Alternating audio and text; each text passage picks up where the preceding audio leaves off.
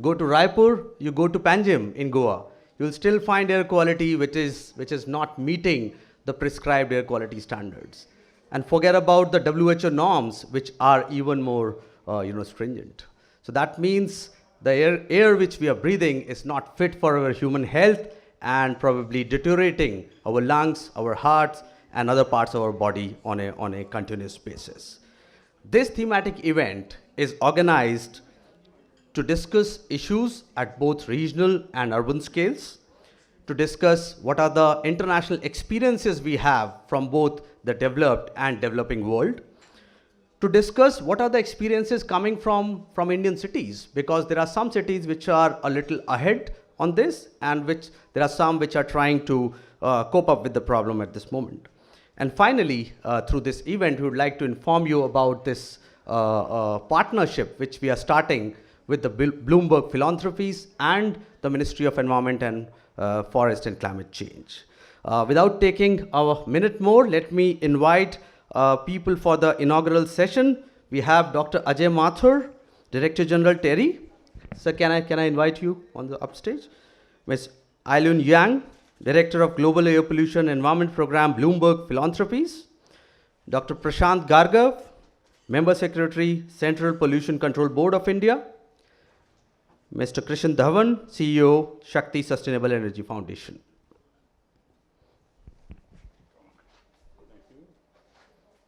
Give a welcome address. Thank you. Sumit, thank you very much. Ailun, Krishan, Prashant, and friends, welcome to this session. I think Sumit is absolutely right. Air pollution is one of those issues which bothers each one of us. And when I say bothers, it is something that all of us have had a personal experience of. And I think it's therefore important that we start looking at this in an organized manner, in a scientific manner. This is a critical problem. And as Sumit mentioned, I think the number is something like 75% of the cities where data is collected. Hey, Prashant? The air quality standards are violated. Some large number like that. And that completely surprised at least me when I first read about it.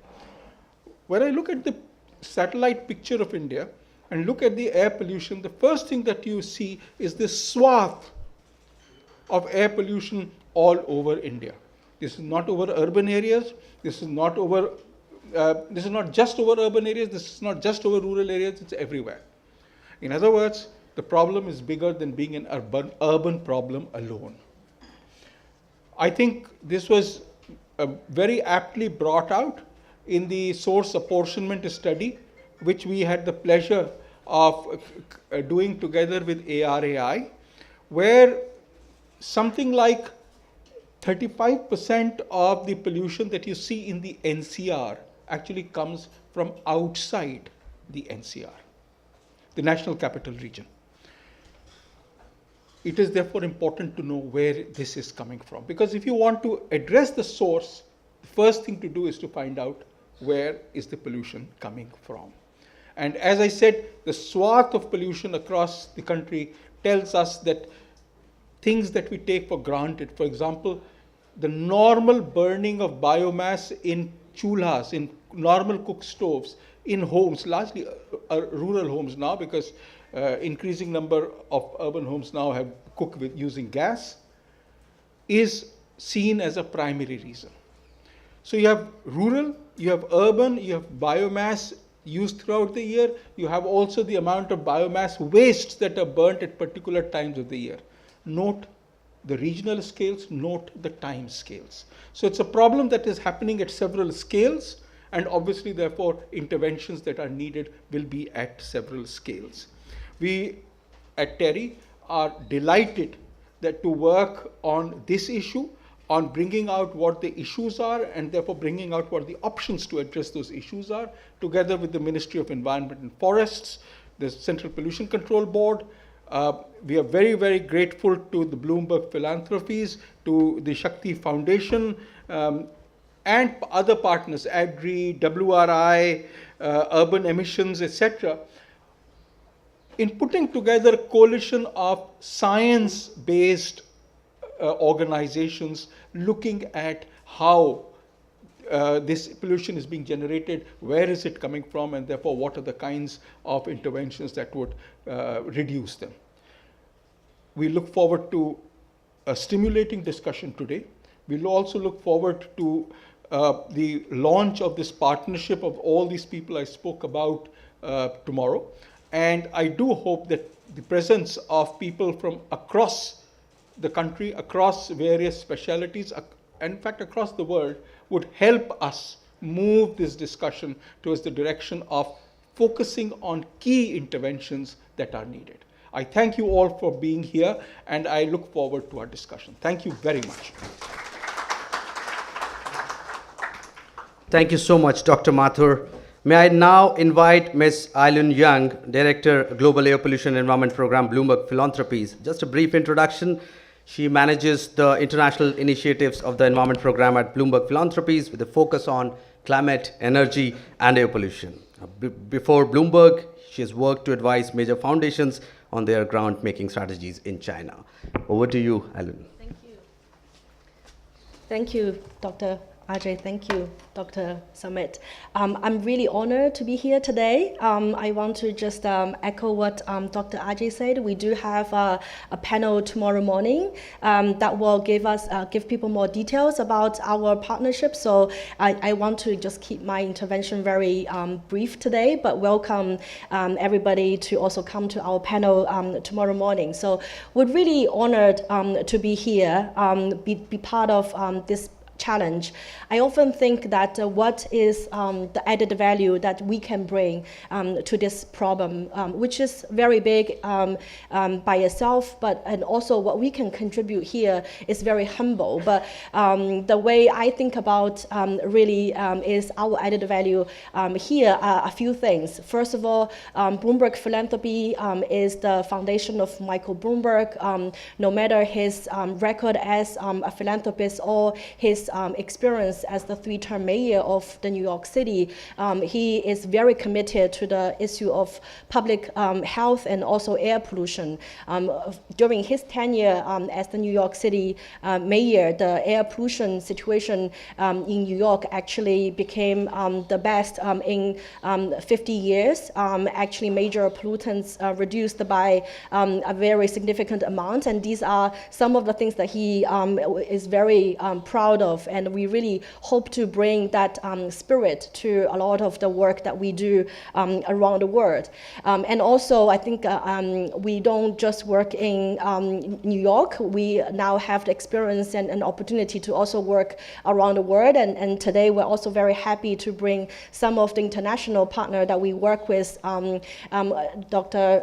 Frank Kelly from King's College London, and Dr. Huckabing from Tsinghua University, and many others. We really think this is a problem that a lot of the sharing of international experience could be very beneficial, and we want to help with that. However, most importantly, we think the solution to the problem here is with the capacity of the organizations on the ground here, with the kind of government institutions here. So we think that the most important thing is for our Indian partners to be in the driver's seat, for our Indian government to really build a kind of capacity needed to solve the problem. So we're really happy that we are announcing our partnership with the Indian Ministry of Environment, Forest, and Climate Change tomorrow. We're also happy to work with a list of fantastic partners, including Terry, Shakti, Darai, India, CSTEP, ADRI,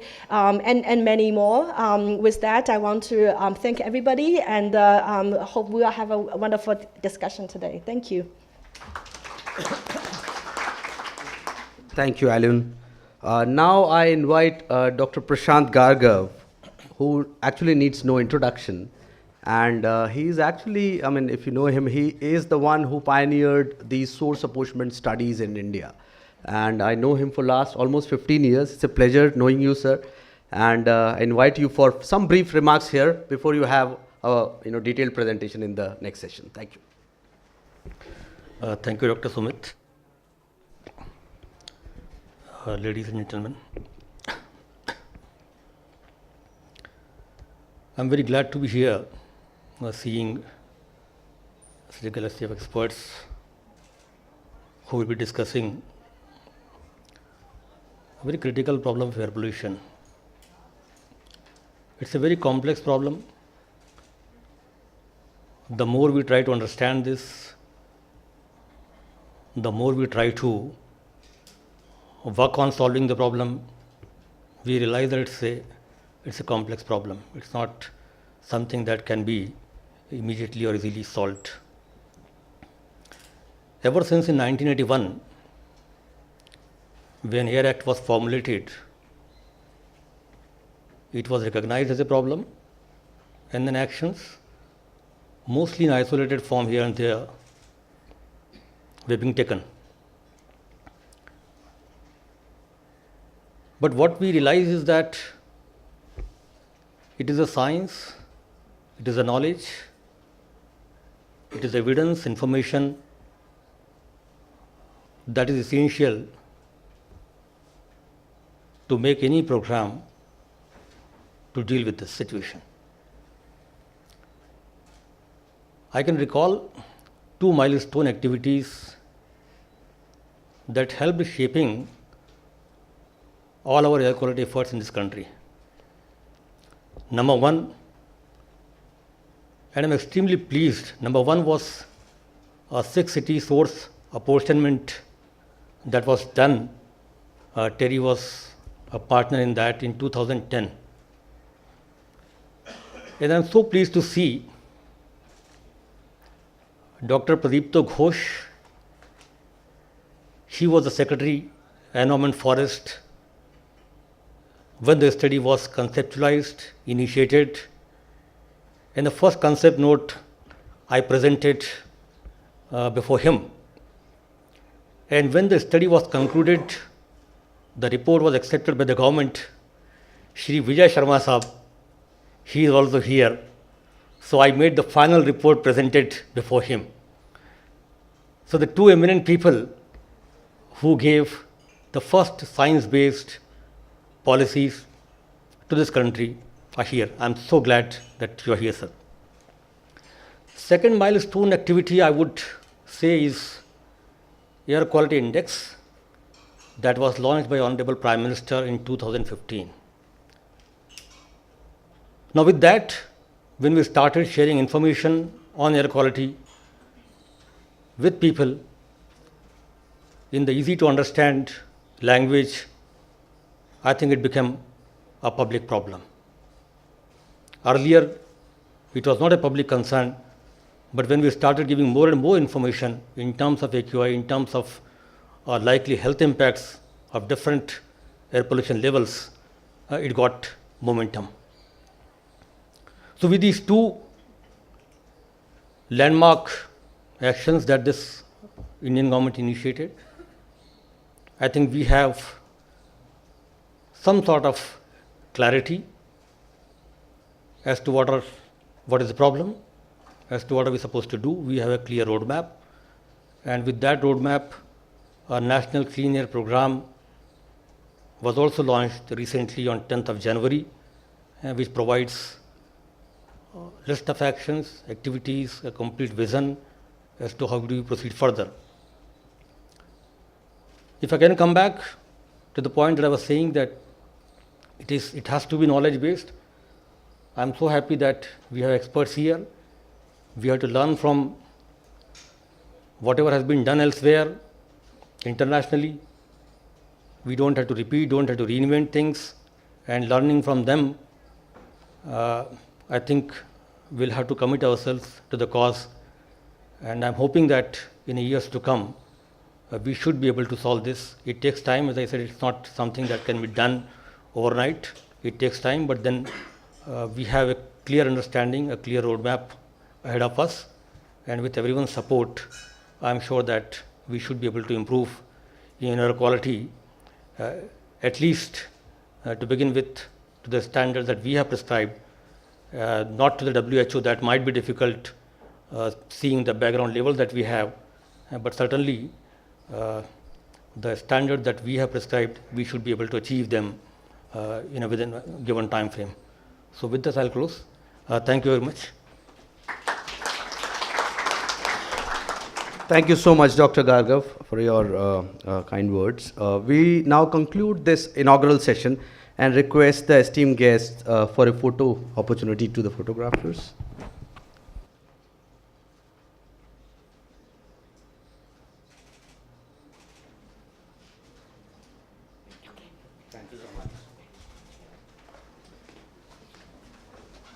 May I request Dr. Gargav and Mr. Dhawan to remain seated for the first session which we are starting, and we'll be discussing the equality challenge along with the international perspectives. And may I now invite our international guests, Professor He Kebin from China and Professor Frank Kelly, to come up stage for joining them for session 1.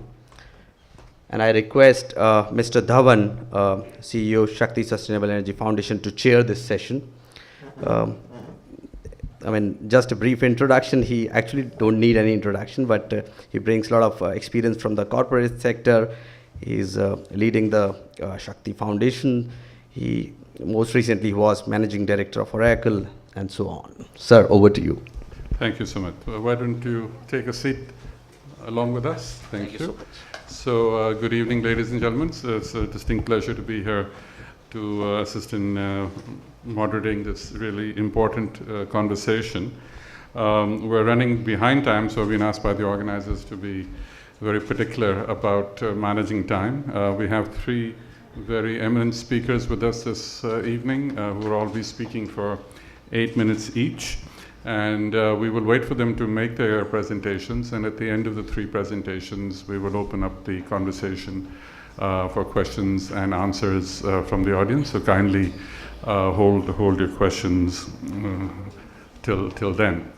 So the 3 speakers are, and I won't get into lengthy or detailed introductions.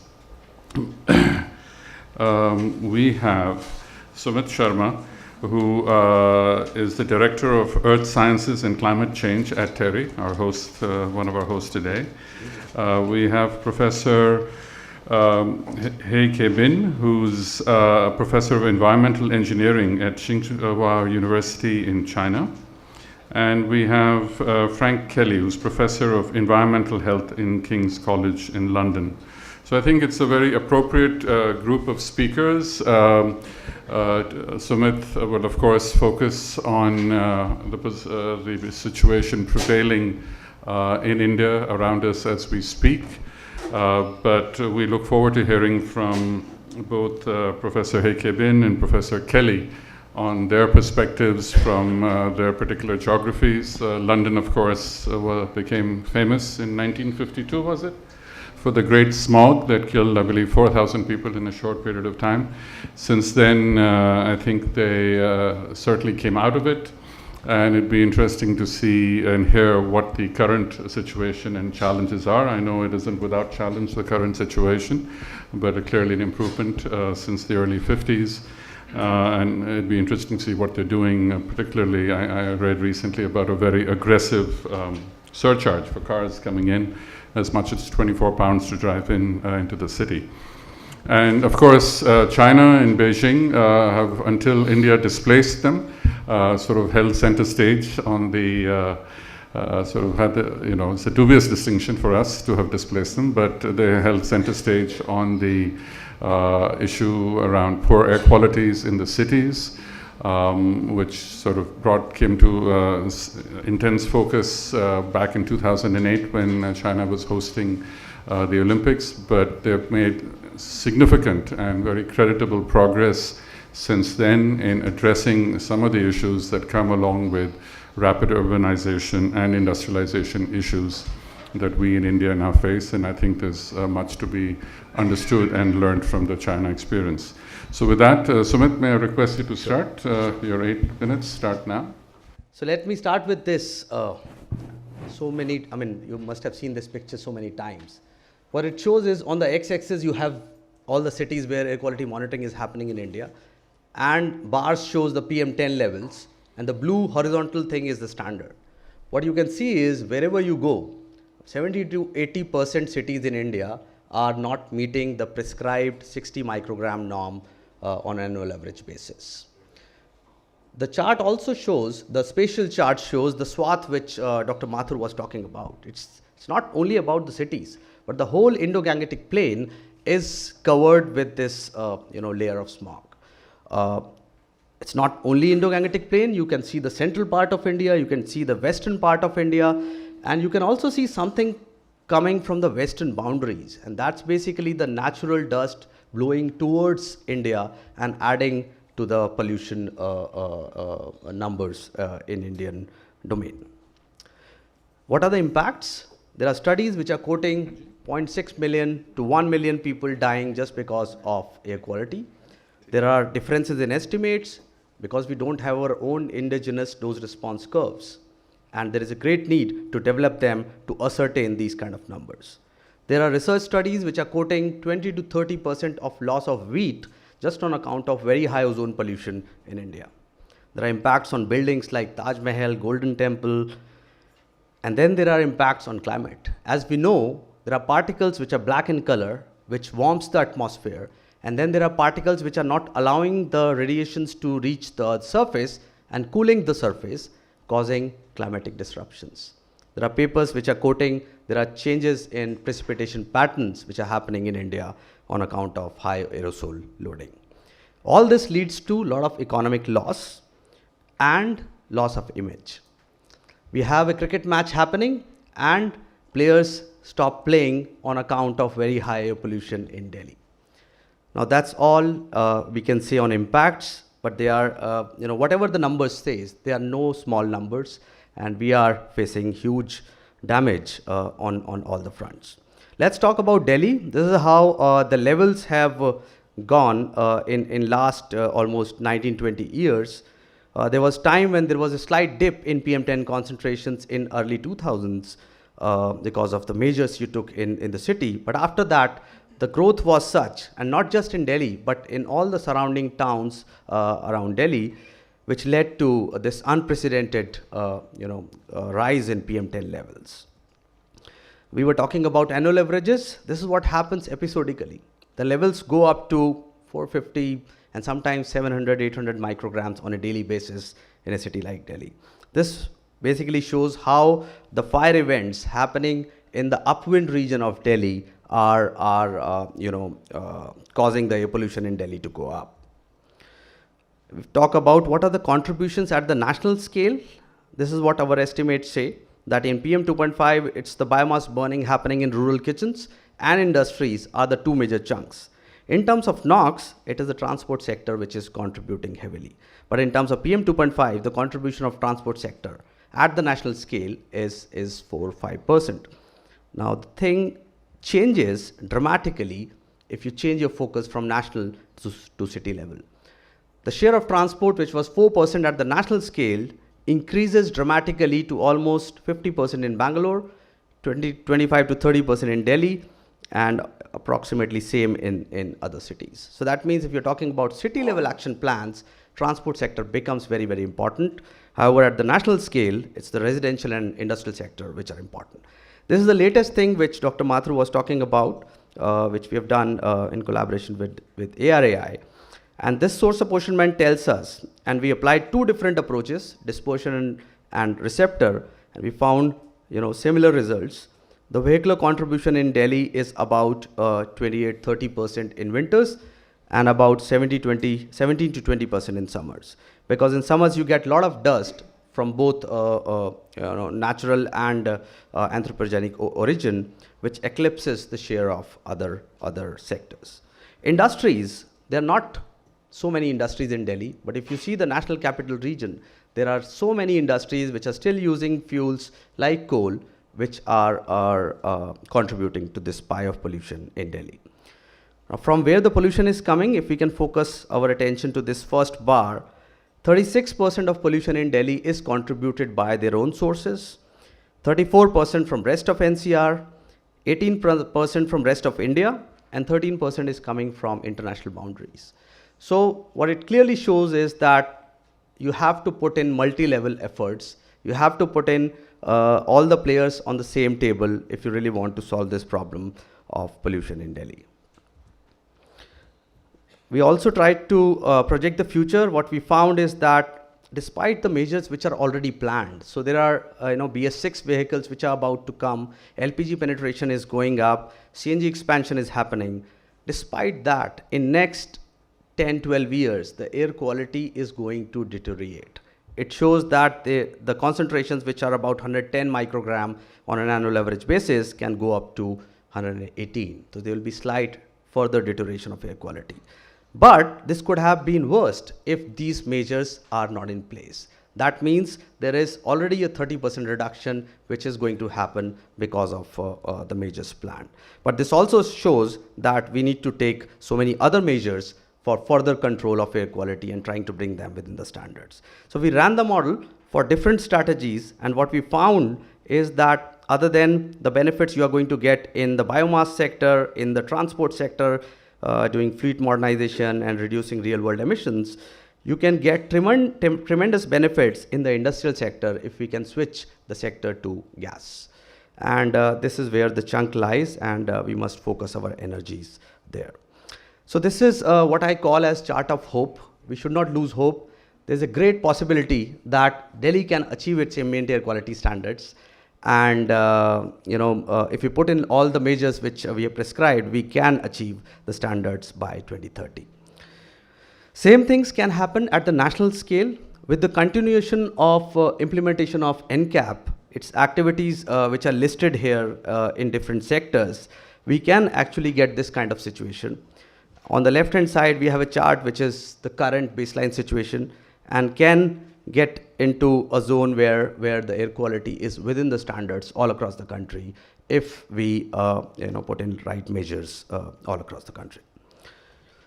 So I'm just trying to close my presentation and trying to be within the limits. This is the last slide, this is the work which we did with the Shakti Foundation last year, which actually shows the integration required between air quality and climate efforts.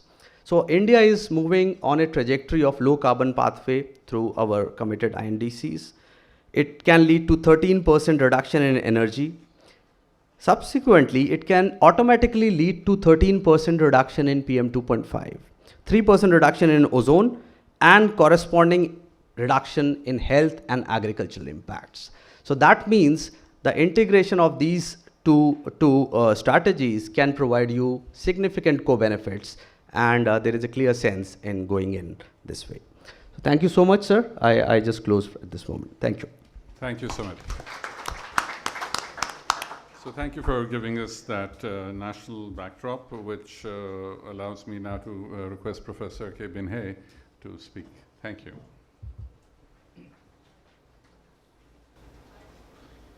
I'm just going to bring this one. Thank you, Mr. Chairman. Good afternoon, everybody. It's really my pleasure here to share some of the experience in China in recent years to fighting with blue sky. So it's achieving blue sky in China and beyond. I think that several years ago, here we have the satellite information from NASA. We can see for PM 2.5 information, the strong synchrony is happening in eastern China and northern India. So we have similarities, these two countries, and the similar challenges for pollution and also the visibilities and health effects. So in 2013, the Chinese government has initiative, a National Clean Air Action Plan is issued by State Council. And this is the first time China just identified within 5 years there's some key area, for example, Pearl River Delta, Yangtze River Delta, and Beijing and surrounding area should be improved by 25% to 15% for the air concentration. So that is a very tough job because the growth rates of economy still keeping around 7. So this is a problem. We have first you have to understand the scientifically what is the real problem, which means we need the monitoring, inventory, and the modeling work. So in that, within 3 years, we have established more than 1,500 national monitoring stations and also they have a LiDAR, ground-based LiDAR information, satellite information, and also the mobile observation the system. So they can understand the source approachments, also the geography, which sectors is important and which area should be coordinated together as a regional air quality program. So for the last 5 years, we have done some of the important actions. The first one is to improve the energy structure, especially for coal consumption. It gets capture the coal consumption, and from the 4 billion tons 2013 to 3.9 million tons in the year 2017.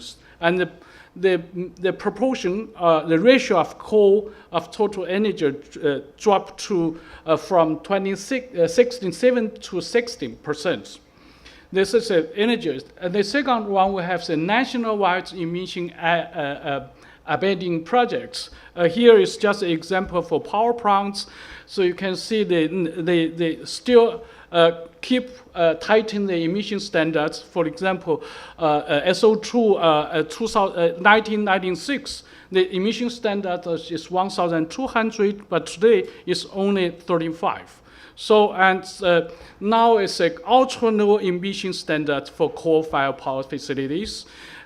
It's not only for power, but also for the iron and the steel industrial and cement industrial, even the glass, flat glass industrial has been banned, the tightened emission standard.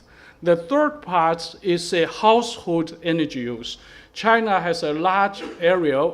They have a winter heating season problem, and they have a using coal, and that generates a lot of pollutions. So they have a switch coal to natural gas or electricity within recent 2 years.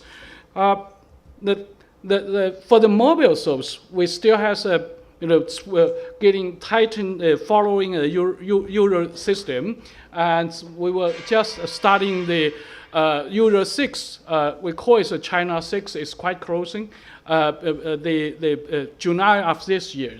So they have reduced a lot of emissions from mobile source, and also starting to do something for the non-roads. So in summary, we have done a lot of reductions. It's an energy structure, industrial structure, and also the major emission reduction project, all of them. So you have doing an action plan, the so-called action plan. You have done a lot of working, but what happened for the air quality? So we are concerned two important things. One is a total emission. What is a reduction scale of the total emission? And the second one is what happened for the air concentration. So the first, we have doing the post-evaluation recently for the last 5 years. In whole China, the national-wide, the SO2 emission has been reduced by 59% and 21% for NOx, and the primary PM2.5 is 33%.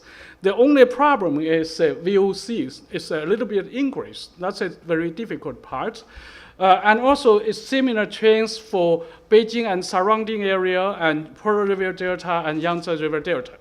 So it's one of the typical examples is SO2. You can see for the last 25 years or 27 years, China has really reduced the SO2 emissions, especially for the red part, that is from power plants and heating.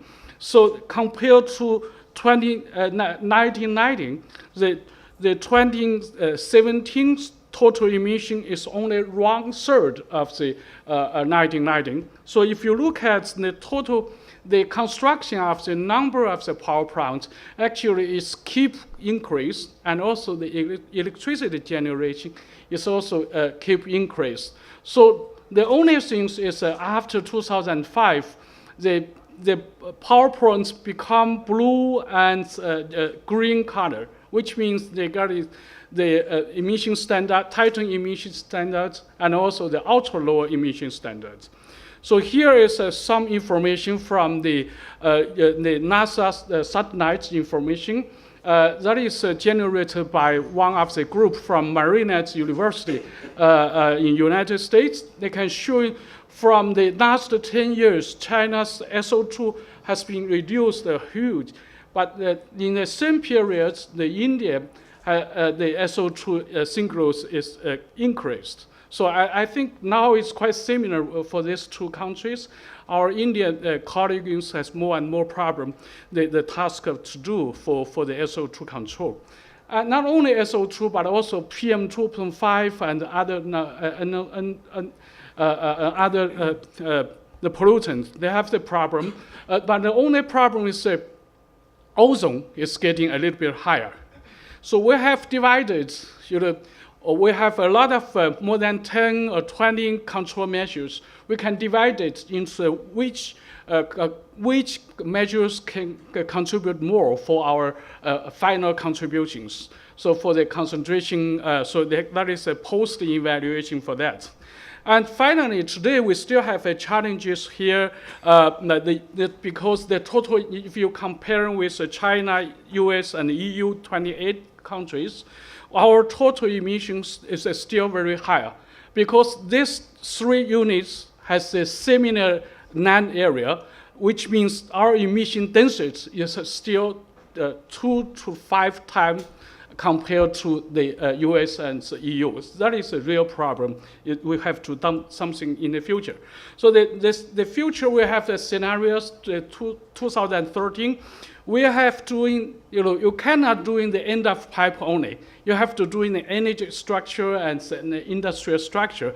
And also finally, you can do not only the air quality problem, but also China has commitments with the Paris agreements. We have to reach the carbon peak before 2013. So I think that is a future challenge, how to make the core benefit, stronger core benefit for heat and carbon. I think I stop here. Thank you for attention. Thank you very much. So now we'll move to our third speaker, Professor Kelly. Thank you, Mr. Chairman. Good afternoon, ladies and gentlemen. It's a great pleasure to come here and speak to you very briefly about the issues around air quality in London over the last 70 years. And you will see very quickly that this is something which is a challenge which doesn't get sorted out overnight. But there is a good message here if the right decisions are taken. So London's air pollution story, from pea soup smogs to an ultra-low emission city. So this is a picture of London in 1952. You could transform that into lots of the major cities around India or China, as we've been hearing. This was the situation in London and several other European cities 70 years ago. And of course, the reason for this was because as an economy, we were totally dependent on burning coal. Coal for energy production and coal for heating and cooking in our homes.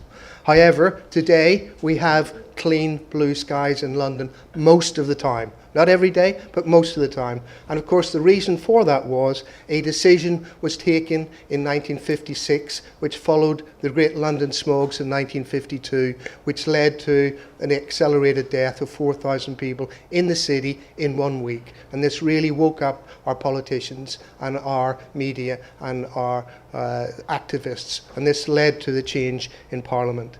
And the two major pollutants that you get from burning coal are black smoke and sulfur dioxide, the gas. And you can see here over the next 30, 40 years, these pollutants disappeared from our city air. You simply remove the power stations from inside the city, you put them outside the city away from people, you stop people from burning coal in their homes, and you can quickly solve the problem.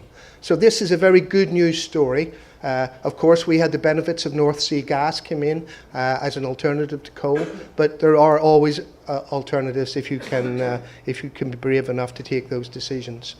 However, that's the end of the good news story. It didn't last very long, because whenever we got rid of these two pollutants, Along came another 2 pollutants, sneaking up on the city. They were invisible. We didn't know about them for a long time.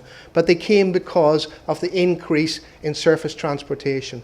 The big blue blob there is the number of private vehicles on the roads in the UK. Scale here is billions of kilometres travelled each year from 1950, you can see, up until modern time. And absolutely tremendous growth in this sector, which led to a big increase in emissions from this sector. So these tiny particles we can't see, PM2.5, and this gas, nitrogen dioxide or NOx, coming from particularly diesel vehicles. So in urban areas, traffic is the main problem, and this is the main problem that we're dealing with in the UK now, especially in big cities like London. And so if you run the emissions model for a city like London, as you can see here, what lights up is the major road network. We've got the blob in the middle there, which is the centre of London, which is very congested. And then we've just got the major arteries. So anything that's red or yellow is above our standard for NO2. So that's the problem that we're facing today. And when we look at that in close examination, as we can do when we do our source apportionment studies, you can see that road transport is responsible for 2/3 of the PM2.5 emissions in the city. So what is coming out the back of vehicles, out of the tailpipe, what is coming from the brakes, the exhaust, and the road wear? These are all coming from the movement of people around the city. And then if you take that and you break it down into the different sectors of the transport system, you can see that diesel cars, 11%, taxis, nearly 18%, TfL buses, 6.3%, coaches, 3%. All of these big sectors, these big heavy-duty vehicles or the diesel vehicles really dominate the city in their emissions. And once you have that accuracy of information, you then are equipped to make some hard decisions if you're going to improve air quality. You've really got to hit those sectors which are contributing the most problems. So in London, over the last 15 years, we have had a number of schemes that have been introduced by our various mayors. In 2003, we introduced the London Congestion Charging Scheme. This scheme was brought in overnight to reduce the number of vehicles coming into the city because a charge had to be paid. And overnight, 70,000 fewer vehicles came into the city and left the city each day. We increased our public transport facility, the buses primarily, to give that the increased facilities for transport, but we were able to decrease the emissions from single-use vehicles. In 2008, simply to improve air quality, we introduced the London Low Emission Zone. So this meant that you could only travel into the centre of the city if your vehicle was of a certain emission standard. If it didn't, you had to pay a very large fine. And that again encouraged people either not to use their vehicle or to buy a new vehicle, a cleaner vehicle. Unfortunately, neither of these two schemes were sufficient to improve air quality to the standard which we still need to protect health. And so our current mayor is introducing in April, in 2 months' time, the new ultra-low emission zone. And this is the most ambitious and largest scheme in the world. And what it is doing is saying that unless you have a Euro 6 diesel vehicle, so that means something that's been purchased just in the last 2 years, or a Euro 4 petrol vehicle, you cannot come into the city unless you pay an extra £12.50 a day. Now to come in, you already pay £12.50 for the congestion charge. Add another £12.50 to that. That's £25 a day just to bring a vehicle into the city. There are not many people who are going to be able to afford to do that day in, day out. So we're expecting a big improvement in air quality as a consequence of this major scheme. So this slide briefly shows you what happens in April 2019. It's all those vehicles that are on the top there, the bikes, the vans and the cars would have to pay that extra money. 1 year later, then London-wide, so that's everything out to the M25, that's a heavy-duty vehicle, that's a big bus, a big coach, a big HGV, will have to be of that standard as well, or they'll have to pay that fine. And the heavy-duty vehicle ones don't pay £12.50, they pay £100 a day. So it's really, really prohibitive if you haven't got the right emissions. And then 1 year after that, the proposal is to take the private vehicles the standards out from the congestion charging scheme to what we call the North and South Circular. And this will bring in literally hundreds of thousands of new vehicles into this scheme. Now, the Mayor realises that he cannot just hit the private motorist and the TfL buses, etc.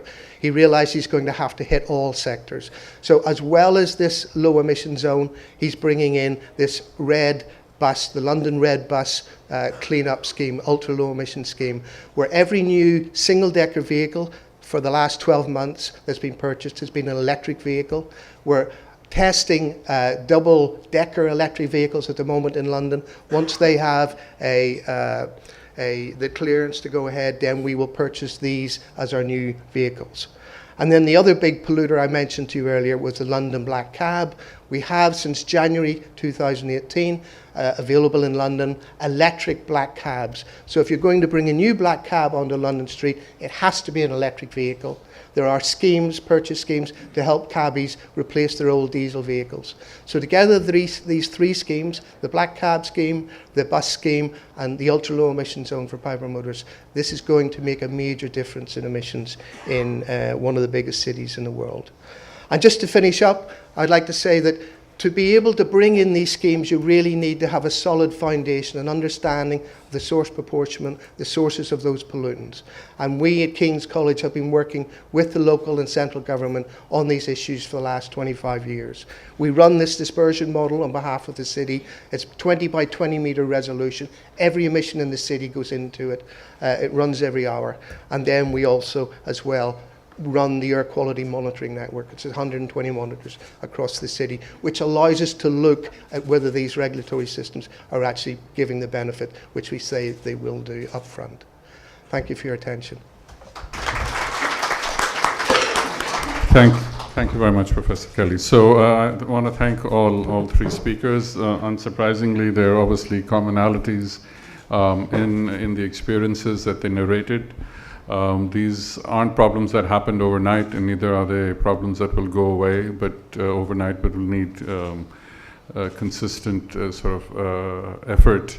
And I don't think one can let one's guard down because, as Professor Kelly mentioned, one set of problems sometimes get cured, we get another set of problems. But broadly, the focus will have to be on transportation, power generation, industries, etc. So before we move on to the Q&A, actually Mr. Gargav was also going to share some information on the National Clean Air Action Plan. So could I request you to do that, and then we'll move on?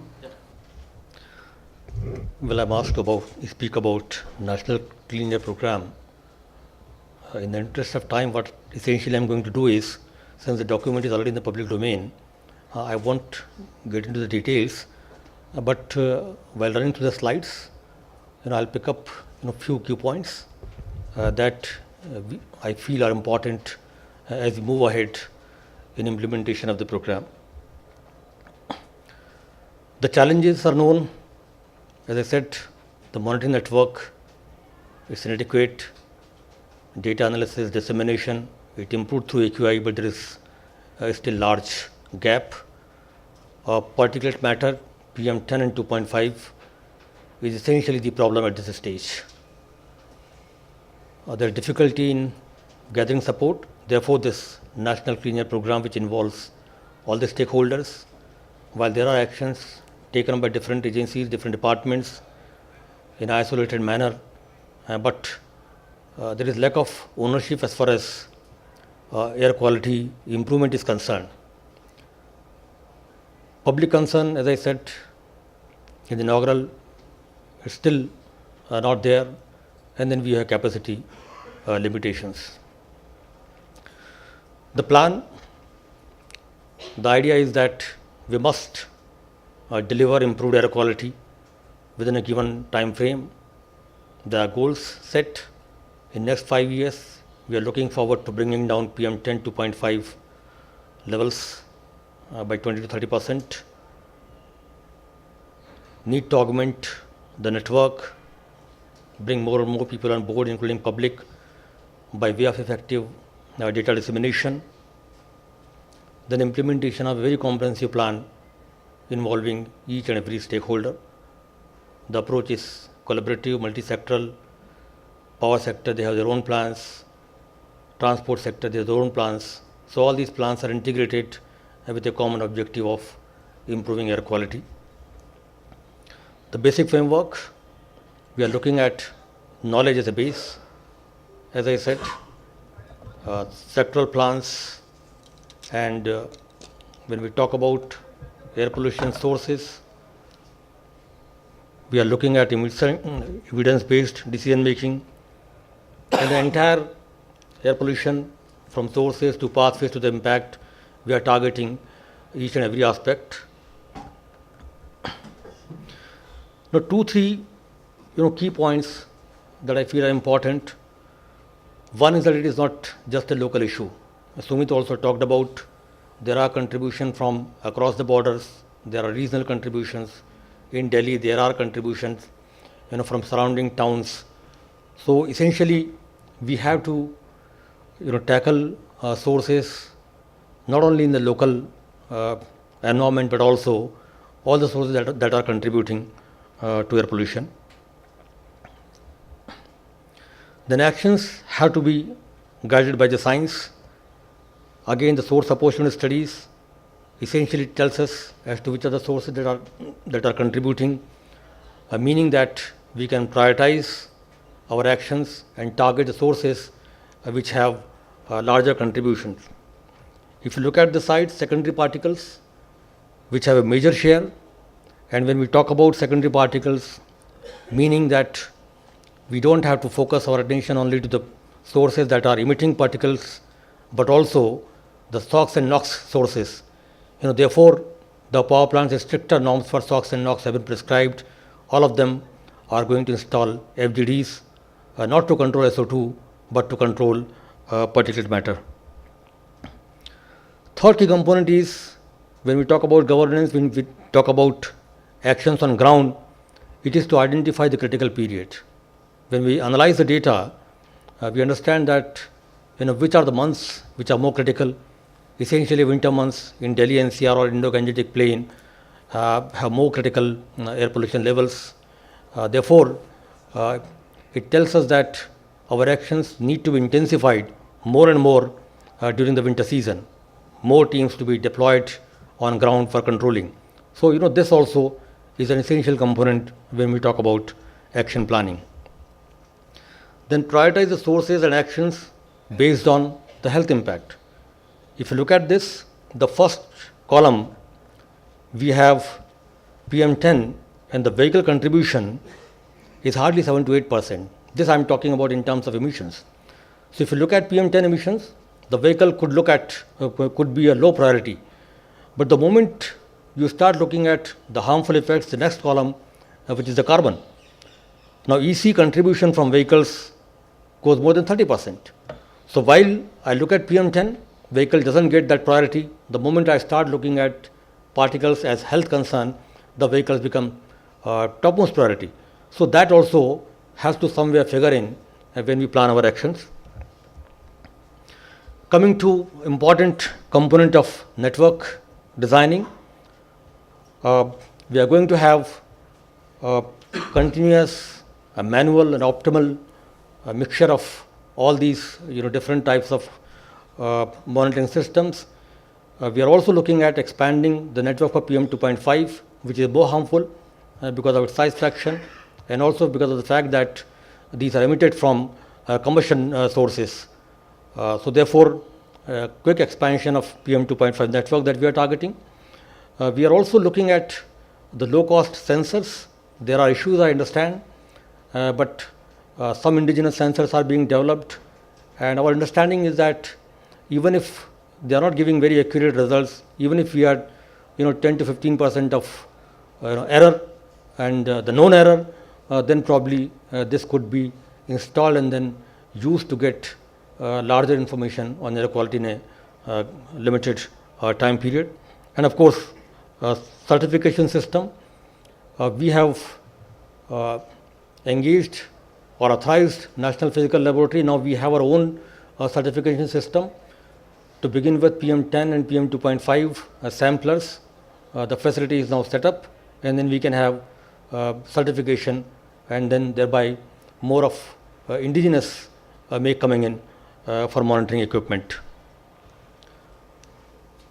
In terms of implementation approach, as I said, we'll look at the design. The chemical speciation need to be an integral part. As of now, we are doing limited source apportionment and chemical speciation, but it has to be an integral part of the overall network.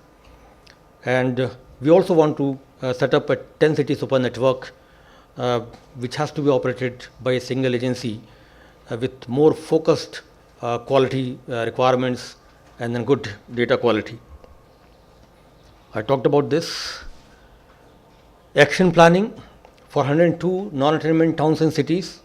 There are city-specific plans. In fact, more than 80 plans were already there.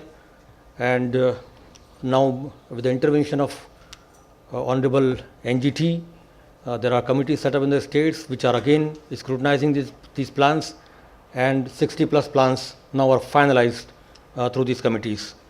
So these plans will have time targeted actions dealing with all major sources in the city, and then also the agencies which are responsible to act have been identified.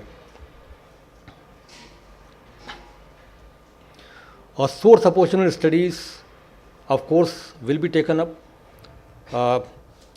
It's not necessary that all 102 cities will have to go for extensive source apportionment. So we are also working as to what kind of the data requirements or what kind of tools that should be used when we do. It's not necessary that we have a chemical mass balance model. We have detailed chemical speciation data available with us. Maybe with simpler tools and technique, PMF model, or with limited data, or maybe we group the cities together with the sources and the information that we have, and then do limited studies and then extend that knowledge to other cities.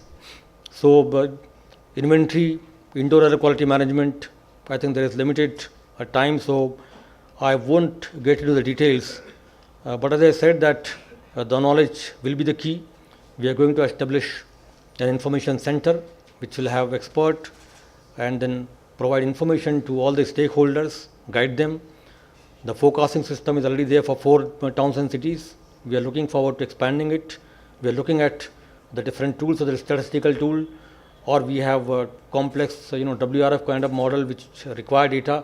So we are exploring all these options as to what can deliver the goods in the given limited time frame. And of course, intensive awareness and training will be there. So I think in the time that I have, this is what I can share with you. And thank you very much. Thank you very much, Mr. Garko. So it's indeed encouraging to see this framework, but of course the challenge will be in the implementation and the tracking, and we look forward to adopting this framework. There is hope, as we've seen in the examples of London, major Chinese cities, New York, biggest cities in the world have addressed this problem, and I'm sure with the CPCB and MOEF we will systematically get to the root of this problem and reverse the situation that we see ourselves in. So with that, we have some time for a Q&A, Sumit, do we? Yeah, a few minutes. If you'd like to, if you have a question, kindly identify yourselves, and if it's addressed to any of our, any particular panel member, please let us know. And once we finish with this round of Q&A, we'll move to the second session. So are there any questions? Yes. In China, the decision to reduce coal consumption from coal power plants, was that primarily driven by air pollution or climate or a combination of both? For the last 5 years, the number one reason is air quality. One of the supporting material is inventory and source apportionments.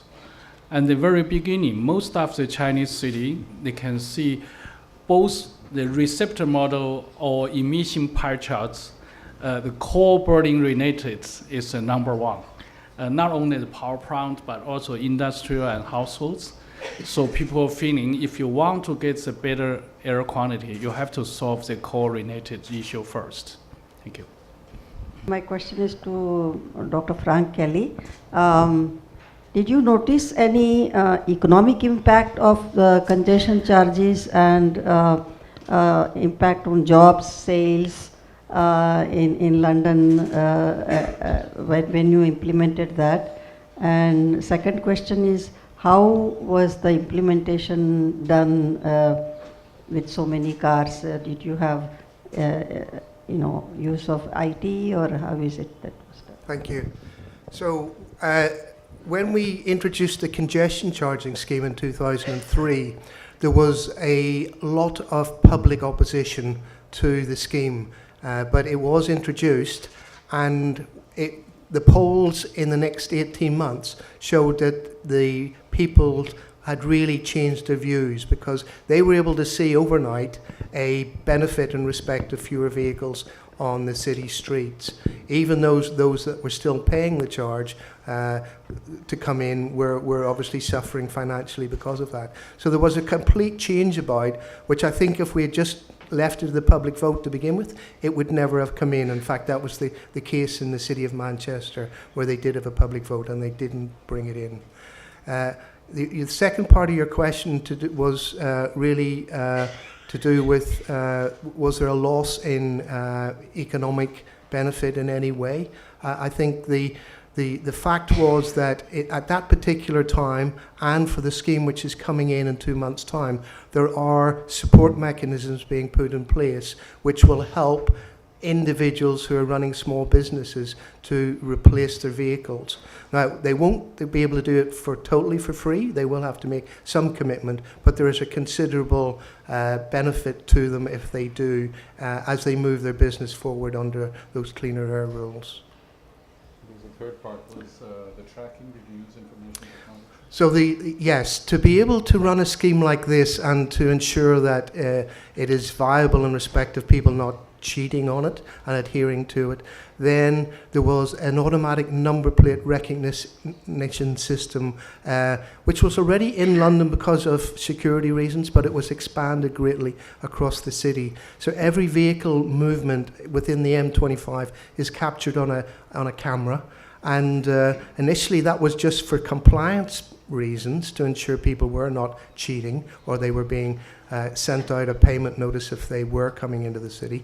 But in fact, the authorities soon realized that this was a great source of emissions information for the city, and this was one of the reasons the city was able to upgrade its emissions inventory, because they understood all the surface vehicle movements within the city, and that was a great advantage. Thank you. And the cars, it's not just the car, their own cars, but the loss of business because people won't come in to buy anything. The people coming into the city to shop actually find out by taking public transport it is much simpler than driving into the city, paying an extra congestion charge and paying a large amount for parking. So actually they use the underground system and they use the overground bus system and the railway system extensively, which have been expanded. The whole three sectors have been expanded a lot in the last 20 years. Yes.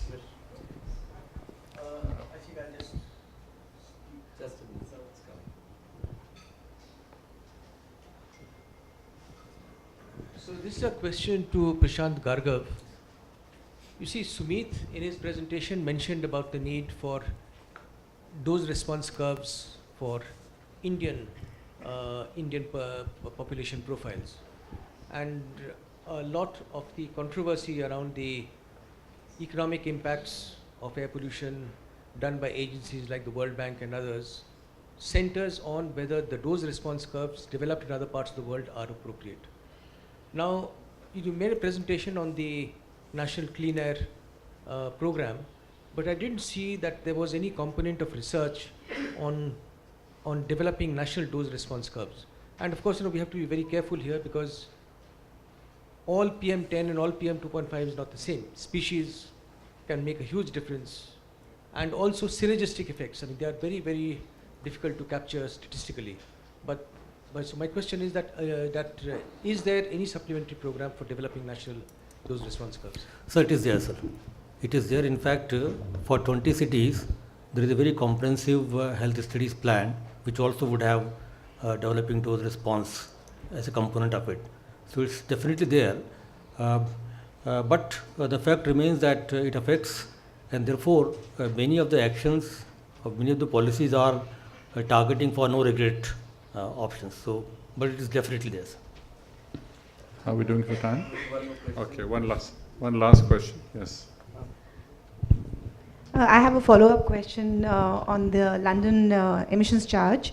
How was the level of the charge determined? I mean, for it to be an effective deterrent, was it just a trial and error, or was there sort of some basis for determining the quantum of the charge? And my second question is to Dr. Prashant Gargav.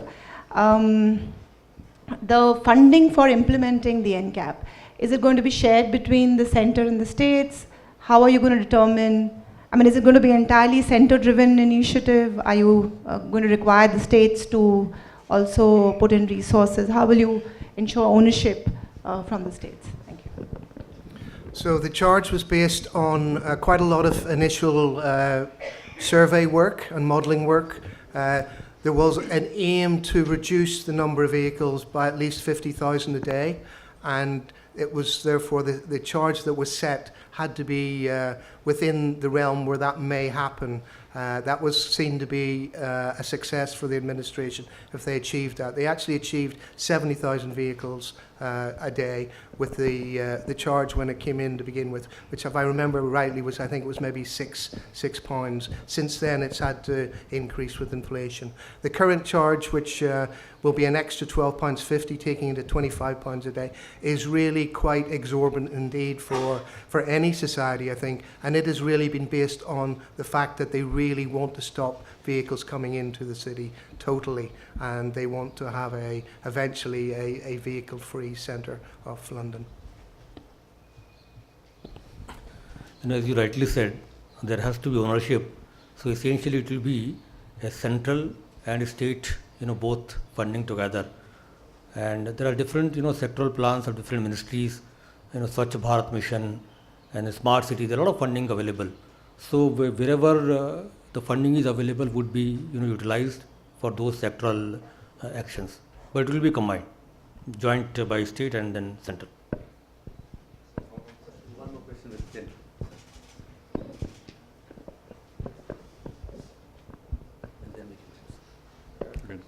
Thank you, Chair and the presenters. My name is Vijay Sharma, and I've worked with Prashant for many years. And my question essentially addressed to Prashant, but any of the other presenters can weigh in. Sorry. So my poser is that has Prashant, in his various studies, also factored in, apart from the science, technology, the monitoring, the modern equipment, also taken into consideration social behavior, the maverick behavior. Of course, that is more relevant for the water pollution habits and coliform bacteria and the awkwardness with which. But on the air pollution side, like biomass burning, I think people are needlessly, it's not just to get away from the cold. Even at 11 o'clock in the afternoon, beautiful sunshine, people just play cards on and this was not the fact earlier. Adulterated fuels, inefficient engines, not getting them serviced. I think this is going to be very, very important in the days to come. And we now have laws on the subject. We didn't have laws earlier on biomass burning, and also the reasons why groundwater and surface water is getting polluted with coliform bacteria. Thank you. So social behavior in the study per se, there is not much done, but in last few years, at least 3-4 years, I'm aware of that a whole lot of attention is being given to this. If I can take example of crop residue burning, in 2 years in Punjab and Haryana and this part, there has been a lot of efforts on reaching out to the farmers, educating them, bringing some sort of behavioral change in them. But yes, it's very important, but not being dealt the way it should have been. And the NCAP also envisages, when we talk about public awareness, will be social behavior a component there. I think just one point which I wanted to add here.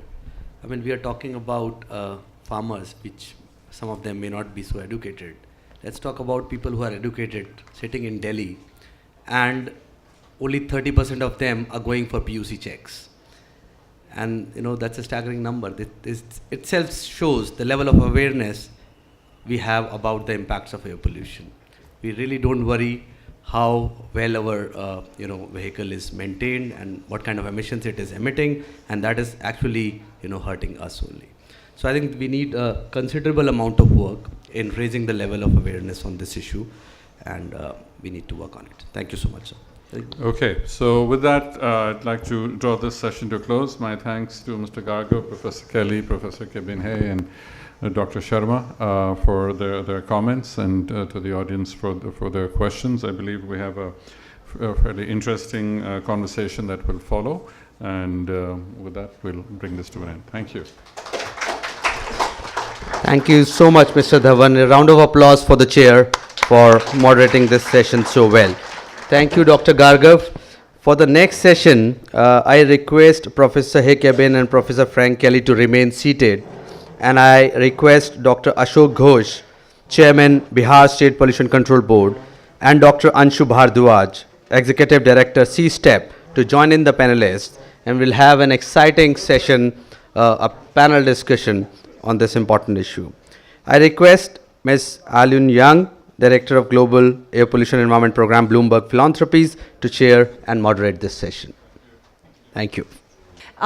For this session, we have a very diversified group of panelists. We have representative from Indian government, NGO, and some international experts. But I would like to really invite Dr. Ghosh from Bihar State Pollution Control Board to start. And my first question to you is, could you help us understand what are the major efforts that's going on in your state, and what you consider to be the main challenges that you are facing?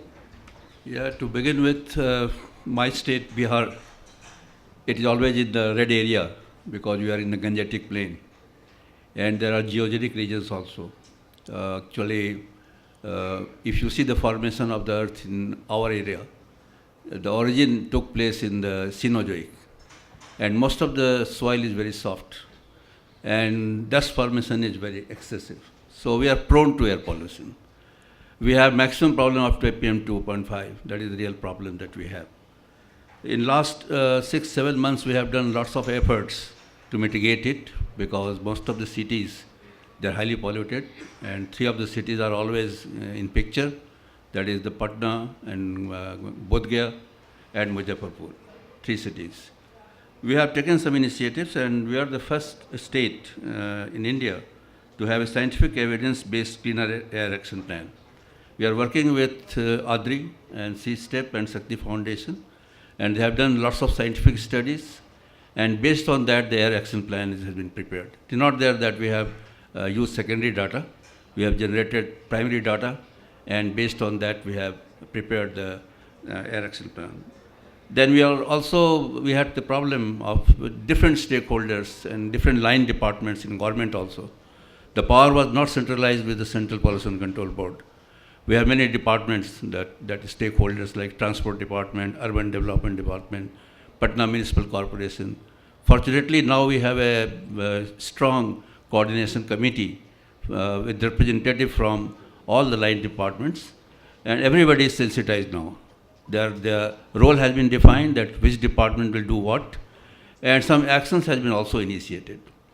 For instance, we have taken a very strong step against the brick kilns, because Bihar is the hub of brick kilns. We have around 6,000 brick kilns in Bihar. And out of 6,000, already 2,000 of them, they have converted to cleaner technology. They have adopted the zigzag technology, and they're functional. For the remaining 4,000, we have given the deadline. that before the 31st of this August this year, all of them, they have to convert the zigzag technology. And the Brick Clean Association have also promised to abide by that rule. Even the court has ruled in our favor that beyond August 31st, we are not going to allow the old brick kilns. We have to convert to cleaner technology, not essentially zigzag, any cleaner technology. Then we have also done the data-driven approach to all the problems concerned with air pollution. And one of the problems that we had, that we have only 3 monitoring stations, online monitoring stations, very limited number. To compensate that, we have already got sanction from government for 8 more. 8 more stations will be installed very soon. And as earlier speaker said, that we are also trying to have low-cost monitors in different parts. Actually, in Bihar right now, only 3 cities are there with the bad name. But the reason is there that in other cities there is no continuous air quality monitoring station. If you apply in all the cities, the majority of the cities of Bihar, including the 3 that is in red zone, that will come in the picture. And also Bihar State Pollution Control Board has collaborated now for scientific study with ADRI, C-STEP and urban emissions, and support from Bloomberg and Shakti Foundations, through which we are going to go forward. And we are positive that Bihar will be leading as far as their air quality control is concerned. And our estimate is there, the study, joint study done by the group, estimates that if all the steps that is a part of our clean air action plan is implemented, by 2030, there will be reduction of up to 69%. That is much more than the India average. So we are optimistic, we are hopeful, and all the line departments are coordinating. Regarding challenges, just I will say one line that as usual, the first challenge is the bringing all the stakeholders on one platform. That was a difficult job, in government departments. There is no strong coordination for a common role, common job. But fortunately, that has been resolved now, and our political bosses, like our Chief Minister and Deputy Chief Minister, is also sensitive towards that. And through their efforts, now all the line departments are on one platform. We are thinking together, we are acting together, and that is a positive sign. The other problem is there that almost everywhere, not only in our state, but in all the other states, the perception of public is there that controlling air pollution is only government's problem, not our problem. Somehow, community participation is required. Involvement of the common public is very essential. They have to understand that in controlling the air pollution, their role is also there. We have strengthened PUC also. That was also a problem. I heard that only 30% vehicles are going for check. The same thing is there in Bihar also, but now it is very strongly being followed, and we have started new stations, PUC centers, and hopefully the laws will be taken seriously in the coming days. So these are the challenges that is facing us. Thank you. We have with us here today also Dr. Anshu from CSTEP, which is actually one of the organizations mentioned, also working in the state of Bihar. Could you also introduce your experience from NGO perspective? Thank you, Ailun. So we in CSTEP have been working on studies focused in a few cities. One is in Bangalore, where we are doing an emissions inventory and a source apportionment study. And the second is we recently completed a clean air plan for Patna, as Dr. Ghosh mentioned. And 2 more projects are currently underway in Gaya and Muzaffarpur in Bihar. So I'll just draw upon some experiences from these projects and in my comments. I just have 4 short comments which we experienced. One is on the positive side. We felt that the air pollution is now a very high priority subject in the policy radar. Even in a city like Bangalore, where air pollution levels are not as hazardous as Delhi, air pollution is very high on the policy radar. There is a air quality monitoring cell set up by the government, which the Chief Secretary personally monitors. There's a meeting called almost every month, where we are also participating. So that shows the level of seriousness which is being accorded. In Patna, during the course of our project and interactions with the BSPCB, the Deputy Chief Minister himself took keen interest in the project, and he was very closely involved in the finding of the study, and he was very passionately involved in the entire project. So that is one part. I think it has reached a point where policymakers, the politicians, are taking serious note. Second point was, which has been mentioned earlier, is the increasing role of data and evidence in making analysis. This includes measurement and modeling and policy economic analyses. This is a bit hard because in many cases data is not easily available. So what happens is typically when air quality in cities reaches alarming levels, often we resort to knee-jerk reactions. In the absence of informed analysis, we take knee-jerk steps that let's try this, let's try that, without really knowing what will be the impact on air pollution and what will be the associated health benefits. So in that sense, the building up of emissions inventory across major cities in the country is incredibly important, and that's something which came up.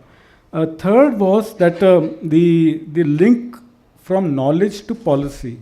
So even if you do all these source apportionment studies, you do all the emission inventories, you build up a huge database of knowledge. The link from that to policy is often difficult because most often the policy decisions are political in nature.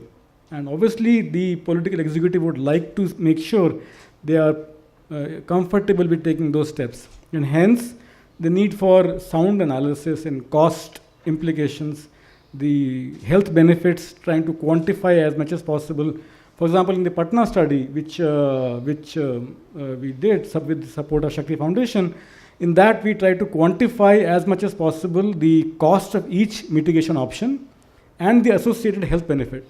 So it was so that one can argue with the departments, one can argue with the policymakers that look, if you do this, this is the cost which you will incur, and this is the benefit you will have. Same goes in the Bangalore emissions inventory, which we are now trying to do with the support of Bloomberg. The focus is the same. We are trying to quantify as much information as possible so that decision making is facilitated. And lastly, one last comment is the fact that given India's challenge that 50% of our population is expected to reside in urban areas in say 20-30 years from now, and given that scale, only a handful of institutions today have the expertise or capacity to do what is required in these cities in terms of monitoring and modeling, economic and policy analyses, and the modeling of air pollution studies. Either that expertise is vested in some academic institutions or some very few state pollution control boards or a handful of think tanks. So clearly the capacity needs to be really sort of non-linearly multiplied to cope with what we have to deal with. I'll stop there. Thank you very much. Thank you. I think both Dr. Ghosh and Dr. Ansh mentioned about the challenge that is problems are quite big, but normally resources are quite limited. My next question is to Professor Hakabin. Just in your experience, what we often see is this big tension between when you try to deal with air pollution, how much is the resources that should really go into building up an air pollution monitoring system, the basic infrastructure versus the kind of resources required to really take quick actions with some of the sectors that are emitting very fast. What is the experience of finding that balance right, especially when the resources, the capacity is quite low? Thank you. So when we're trying to improve the air quality, air concentration, the monitoring is just help you to identify the problem. But the real, want to solve this problem, the final measure is to cut down the emissions. That is a very basic actions. So I just heard the national program for air pollution control in India. I think it's covered, very important parts. Very impressed. They have improved by 20 to 30% within 5 years. I think it's very ambitious. Also, it's very tough job. So first, I think it's not only taking the targets at the national level, the national average.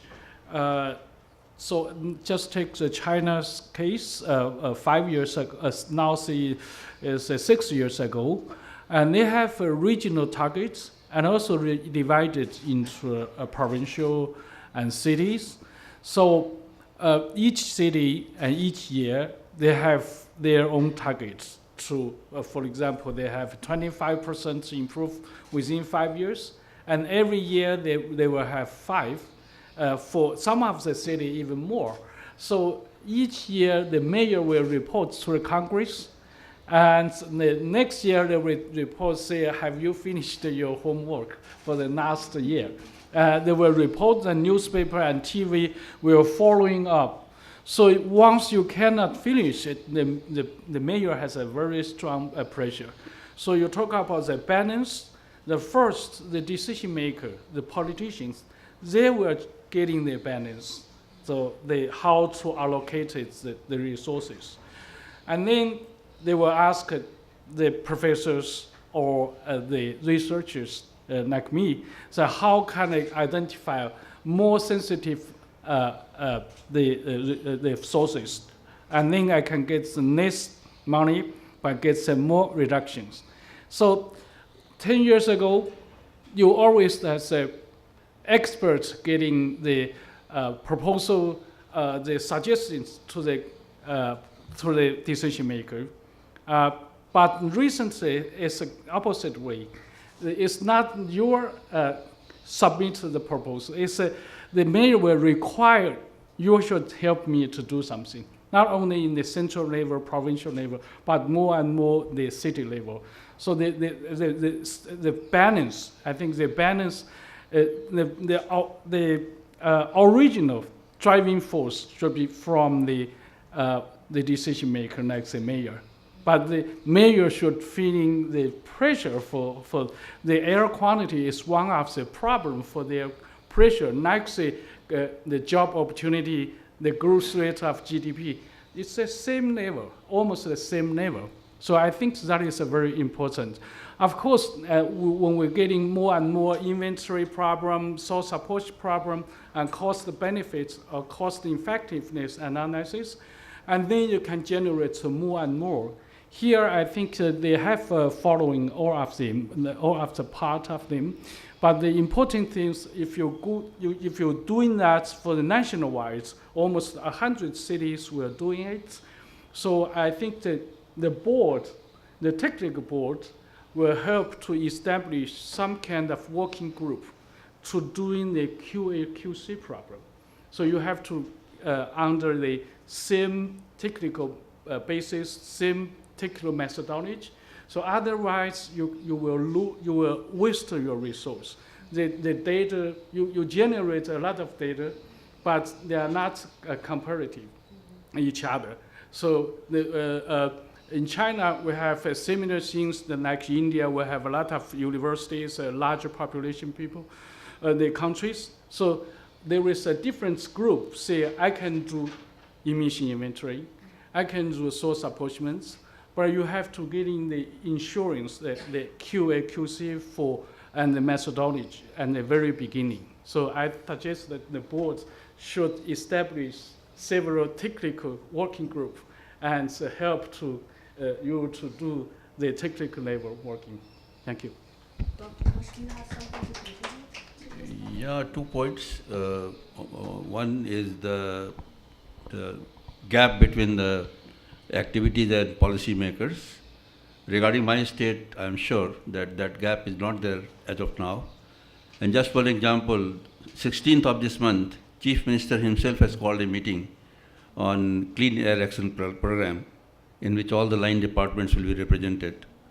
And at that level, many policy changes will be introduced. So it is not that the only Pollution Control Board or Department of Environment and Forest is sensitive towards the air pollution, but even the government level. So I don't think that in Bihar there is much problem as far as now policy change is concerned. Government is ready for policy changes to accept the positive suggestions, and not only suggestions but also to finance the money required for implementation of the action plan.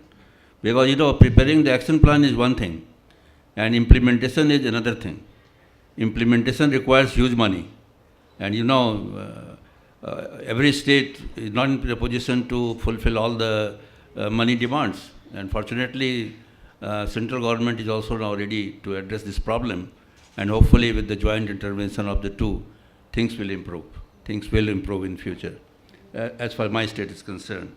And regarding the data that he was talking about, that data is fragmented, I agree with you that the different states, they are doing some studies at their own, and data is fragmented, no doubt. But as of now, we have two cities with common agencies, Bangalore and Patna. Not only Patna, but Gaya also and Muzaffarpur also.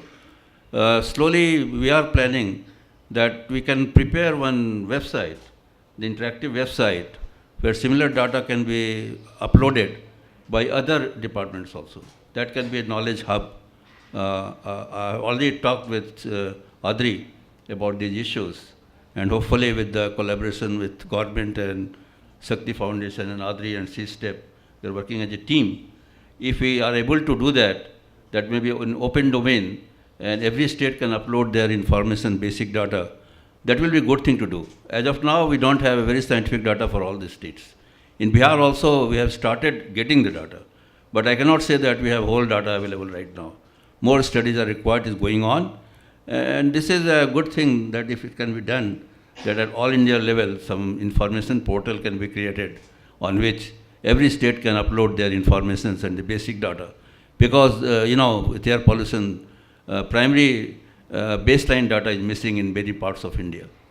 But that has to be addressed by joint efforts and collective supervision of CPCB also. Hopefully, CPCB will also initiate some action towards that.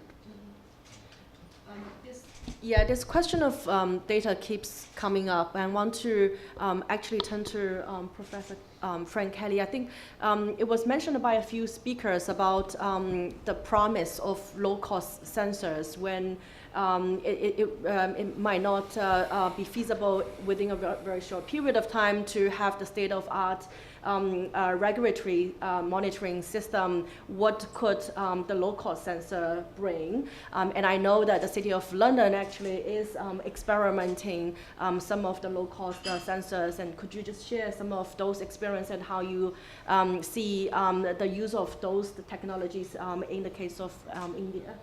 Okay, thank you, Aylin. So I think you've noticed today that we've been talking about numbers, and it's micrograms per meter cubed or ppm, ppb for all these different pollutants.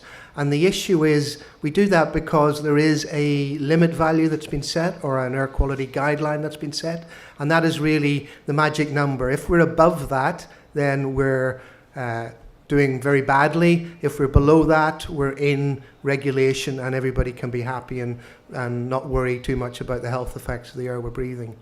So actually getting that number right is very important. It's important from a regulatory point of view. And what has happened is we have built up across the world regulatory systems which use very expensive equipment. They're partly expensive because they're very sensitive and they're robust. And they're actually well maintained. There are protocols which require regular maintenance on these pieces of equipment and, importantly, regular calibration of that equipment. So it adheres to an agreed SEN protocol, which means that the numbers that are coming out are believable and reliable.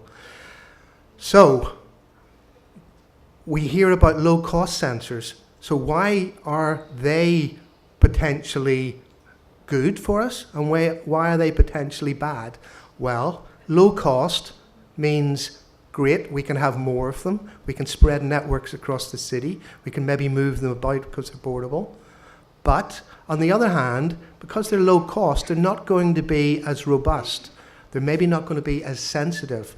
They're maybe going to be more problematic. And that is typically seen with the low cost PM sensors at the moment. They're very, very sensitive to humidity.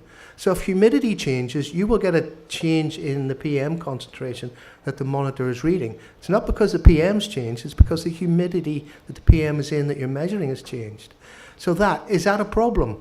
Well, if you're close to the regulatory standard, it could be, because you could get misled. If you're in the hundreds of micrograms of per meter cubed of PM, then maybe it doesn't matter. It's just giving you an indicator that things are bad and you need to do something about it. So it's really down to this saying it's horses for courses. It's what are you going to use this low-cost sensor for?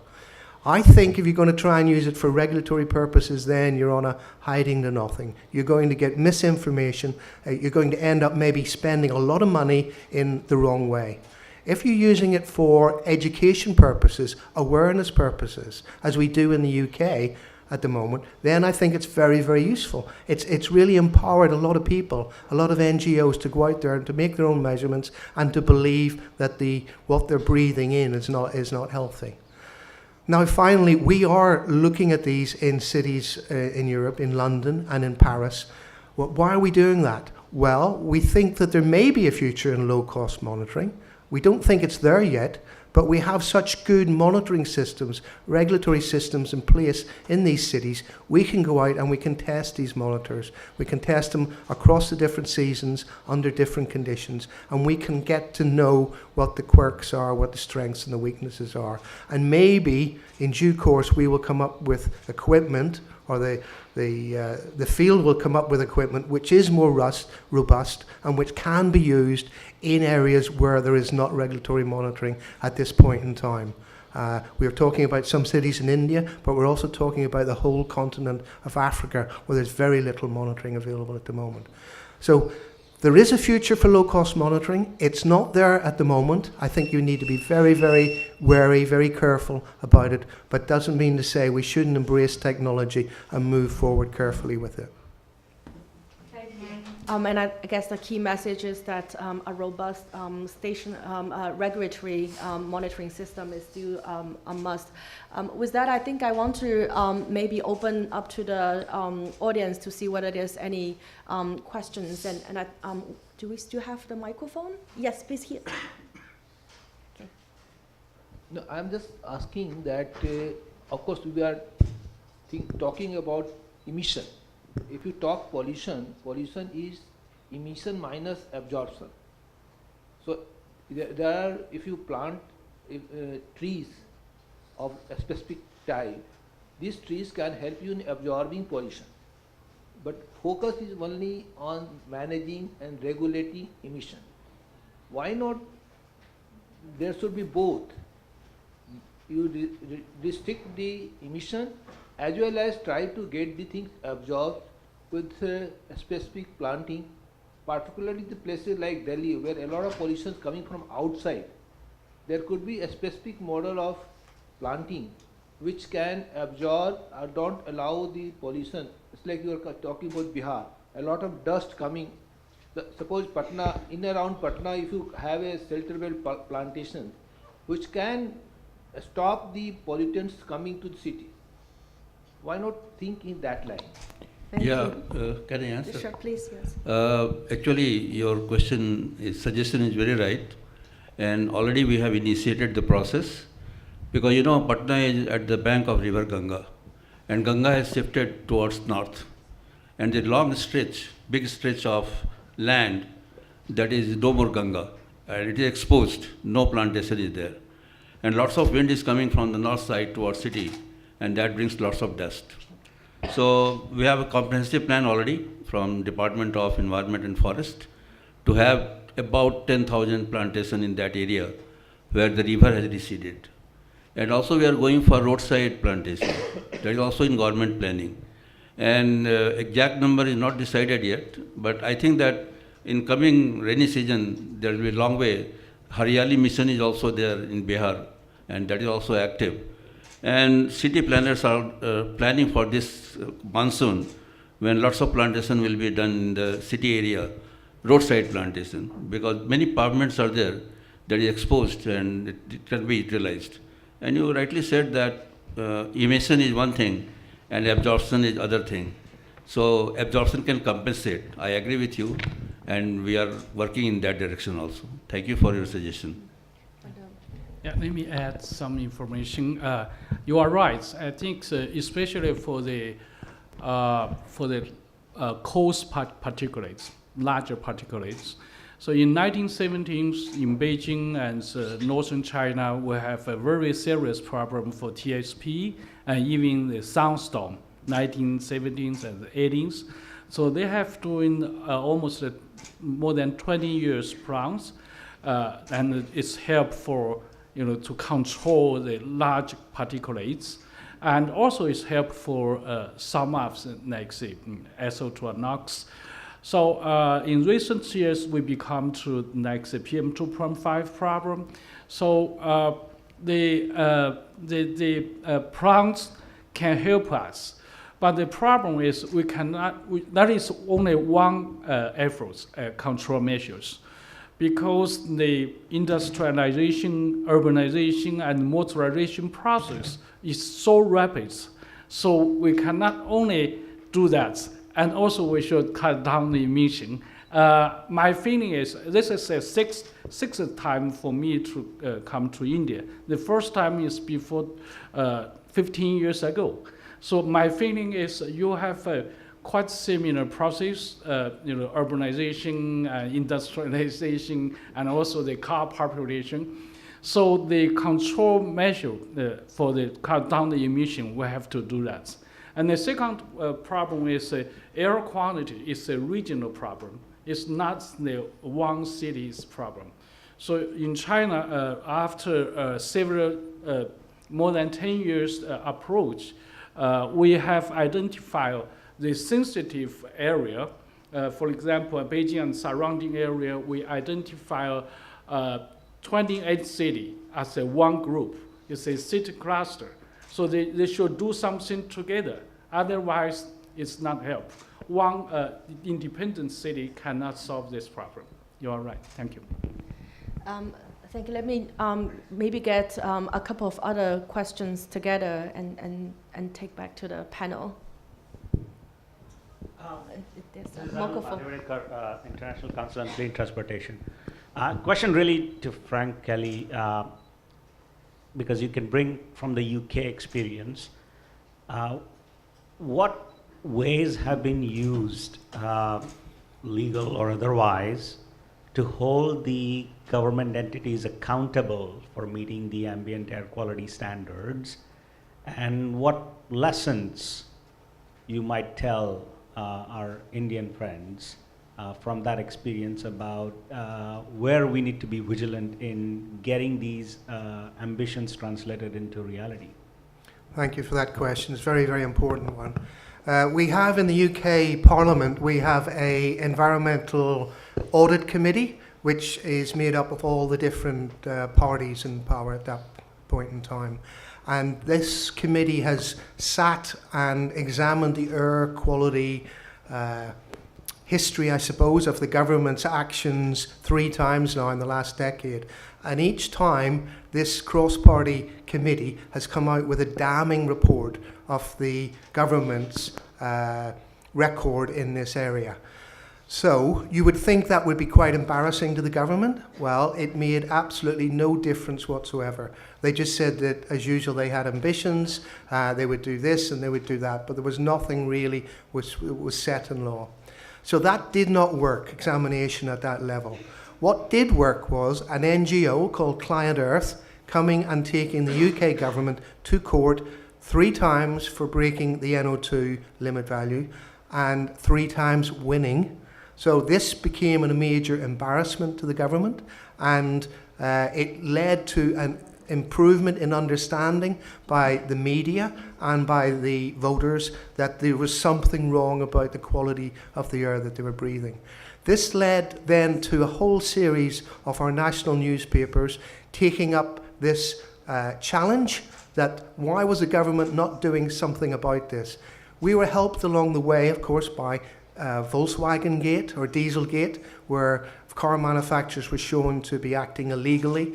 That, along with the government being embarrassed on a number of occasions, I think is what led to a change in heart of the current UK government, and they're publishing their clean air plan a few months before you did here in India. And I think there is real hope now in the UK, which used to be only at the city level, as I was telling you, for London, and now our other metropolitan areas are doing similar things. But I think there's real hope at the national government level that this issue is finally going to be taken seriously. But they needed to be pulled and cajoled and embarrassed for that to happen. Very interesting. I think that is really an example of how civil society can also help hold the government accountable. I wonder whether Dr. Ash wants to also just add to this. Well, yeah, the Indian experience also has been very similar to what Frank described. Many of if you look at our history, the last 20 odd years, many of these significant decisions in air pollution have come from a court mandate.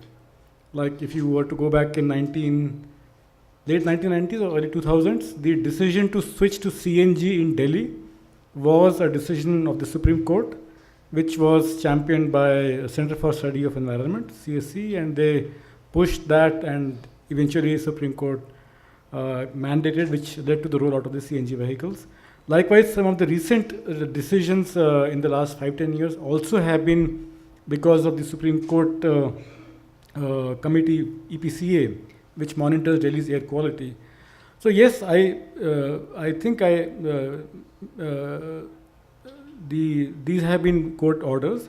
Having said that, I think now we are reaching a point where most cities are awakening, and it's not that the political executive is completely absolving itself of the challenge. Most cities have taken proactive measures because they see what's happening in Delhi. So I think the situation in smaller towns around the country is that we should not be like Delhi. So I think that is coming up. And hopefully it will be a case of more data and evidence-based driven and less of activism, which leads to a decision in these cities. Great. Although we have a lot of technical experts, but it does feel like importance of keeping the pressure up so that our technical experts can really do their job. I think we have one more question here. Hello, my name is... Do you want to use the... Hello, my name is Vivek Vyas. I am working with the Ministry of Environment and Forest as a consultant on behalf of UNCCD. So my question is that one of the major reasons of pollution in Delhi is the stubble burning in Punjab. And so my question to Mr. Ashok Ghosh is that, sir, we have already tried banning stubble burning, and that hasn't worked. So what would you suggest? Should we bring in more incentives? But bringing in incentives for something bad is always even worse, because if you give them incentive, they will even proactively, it's like encroachments on government lands. If you give incentives for regulating encroachments, further more encroachments will come up. So that is the problem at the producer end. At the consumption end also, or the suffering end also, if you ask Delhiites to pay for giving it to the stubble burners, that's also a bad incentive. Or should we ask the Delhiites to install more and more air purifiers? So we have 4 solutions, and all of them look equally bad. Yeah, very good question you have asked. Actually, the stubble burning, I'm personally against incentives. Incentives never solve a problem.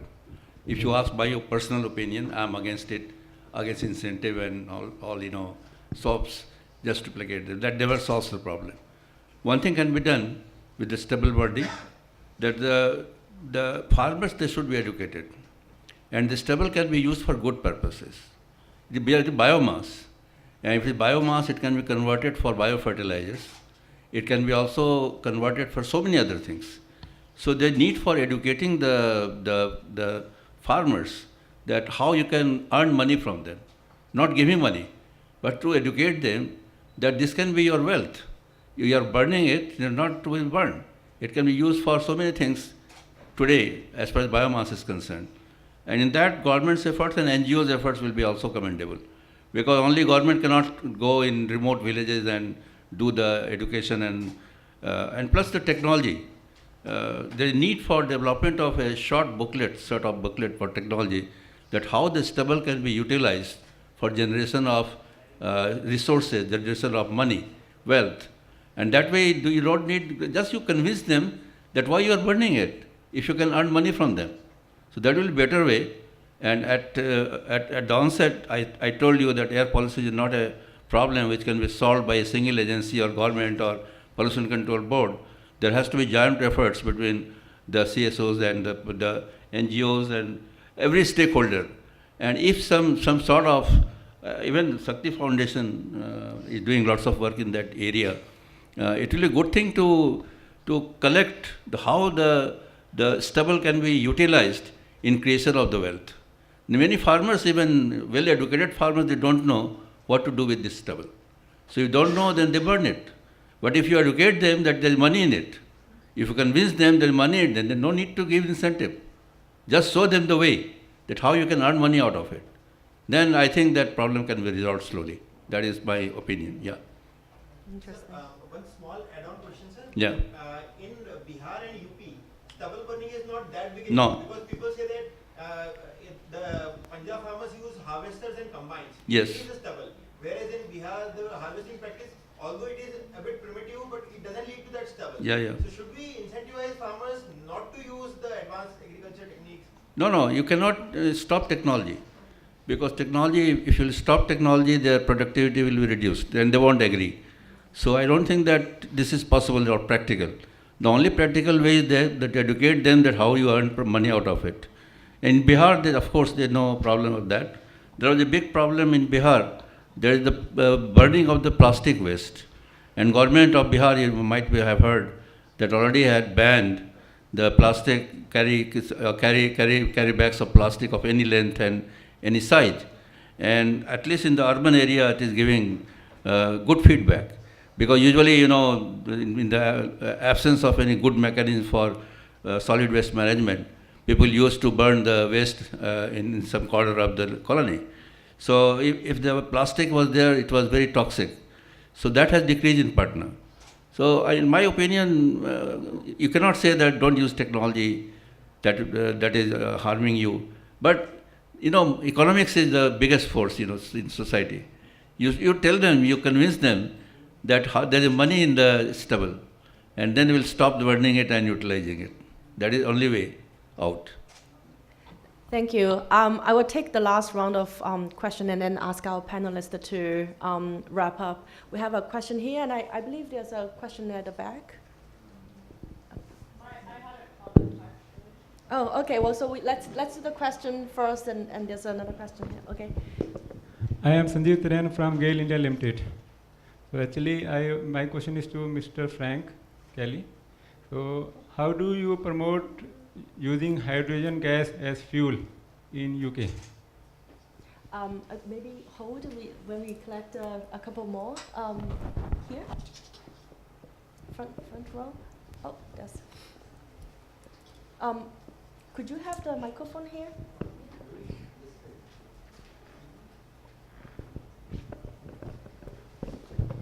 This is Avinash from Center for Environment, Energy and Climate Change at Adri. So my question is basically for Professor Kevin and Frank, where during our course of preparation of the Patna, Gaya and Muzaffarpur Clean Air Action Plan, we encountered that a lot of policy hindrances do exist.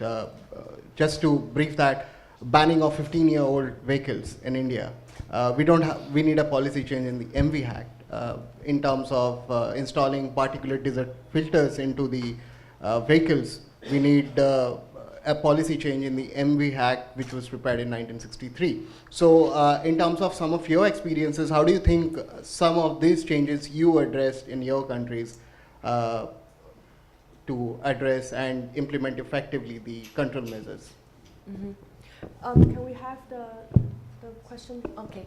Yes, so my comment is in terms of the rice stubble, and the stubble burning is that the cost of the labor cost associated with pulling it up for the purpose of biofuels and whatnot is more expensive than the market's willing to pay. So what role do you see regulation potentially playing as a counter or additional factor in that equation? And then one other question for Mr. Frank Kelly.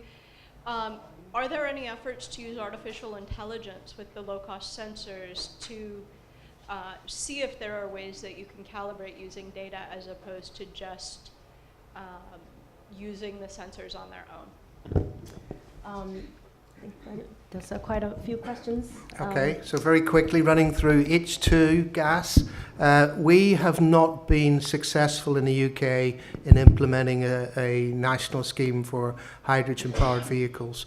We had a trial scheme in London 10 years ago where we bought 6 single-decker buses, which have been running very, very efficiently every day since then. But the problem was that they cost £250,000 each. And so until you get that order numbers going through the books and the prices fall to something that's compatible to a conventional bus, then that's never going to take off.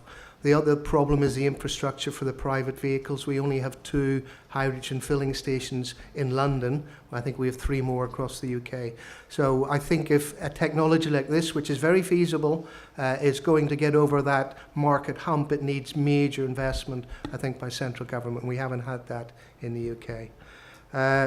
In respect of retrofitting vehicles, etc., it is a very successful approach now. We've done that in our public transport system in buses in London. It has been shown to be extremely successful in certain low-emission routes. The problem I see is it has to be monitored going forward because they can deteriorate. And unless you have regular monitoring systems in place, then I think you could end up going back to where you started down the line. We also have had a lot of problems with the removal of DPFs by backstreet garages, as we call them, because if one of these diesel particulate filters needs to be replaced, it's a very large amount of money, and it's much, much cheaper just to get rid of it. And again, unless you have something which you have a regular checking system, then you will end up having a lot more emissions than you should do. And then finally, yes, I think the sensor technology's probably reached, in my mind at the moment, a peak at the moment. Not a lot has changed in the last few years, but where it really has changed is the dealing with the data which the sensors are producing, and that does involve AI, yes. I think there's a future for that. For the retrofits, I think that